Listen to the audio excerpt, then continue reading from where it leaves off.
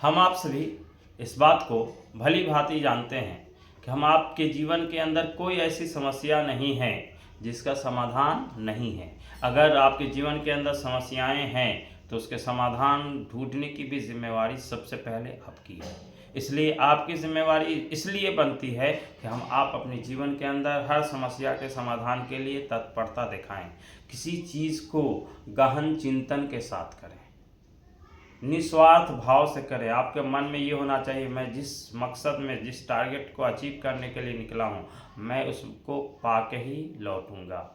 इसलिए कि हम आपके जीवन के अंदर समस्याएं आ सकती हैं, लेकिन कोई इतनी बड़ी समस्या नहीं है जिसका समाधान ना हो। जैसे कभी हम आप अक्सर इस बात को एग्जाम्पल देते हैं कि कभी कुछ ऐसा हुआ है कि अंधेरे ने सुबह नहीं होने दी। तो जब अंधेरे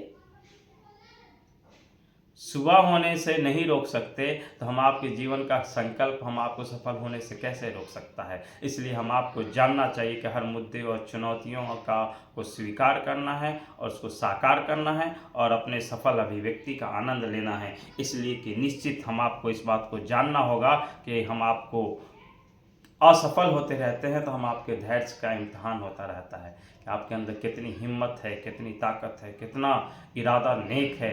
वो सारी चीज़ों का एग्ज़ाम इम्तिहान होता रहता है। इसलिए हम आपको धैर्य रखने की ज़रूरत है, हिम्मत से किसी भी वक्त हालात का मुकाबला करने की ज़रूरत है। अगर हम आप वक्त हालात का मुकाबला सही समय पर और सही दिशा में करते हैं तो सही समय पर आप सफल हो जाते हैं और सफलता का आनंद ले पाते हैं। इसलिए अपने धैर्य का इम्तिहान होने से अपने आप को मजबूती के साथ किसी भी वक्त हालात में खड़े रहिए, ताकि वक्त हालात जैसे भी हों आप अपने सफल व्यक्तित्व के धनी बने रहिए, खुद की साहस और हिम्मत के बलबूते पर आगे बढ़िए। इसलिए कि कोई भी व्यक्ति आपको उस समय तक आपका साथ नहीं देगा जब तक आप इस संसार से चले नहीं जाते।